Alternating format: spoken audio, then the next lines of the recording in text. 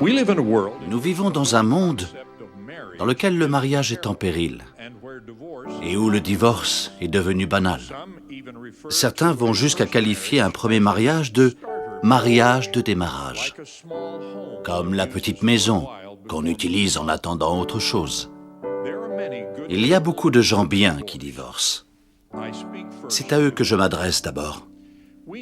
Nous savons que beaucoup d'entre vous sont des victimes innocentes dont les ex-conjoints ont trahi les alliances sacrées, abandonné les responsabilités du mariage ou refusé de s'en acquitter. Ceux qui ont connu ces mauvais traitements savent qu'il y a quelque chose de pire que le divorce. Quand un mariage est mort et qu'il n'y a aucun espoir de le ranimer, il est nécessaire de pouvoir y mettre un terme.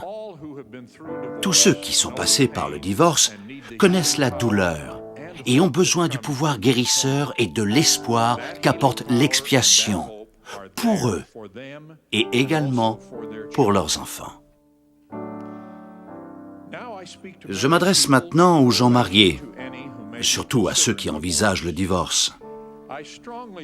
Je vous exhorte vivement, vous et les gens qui vous conseillent, d'affronter la réalité qui est que, la plupart du temps, le remède n'est pas le divorce, mais le repentir. Souvent, la cause n'est pas l'incompatibilité, mais l'égoïsme. La première étape n'est pas la séparation, mais le changement. Le divorce n'est pas la panacée, et il est souvent cause de chagrin.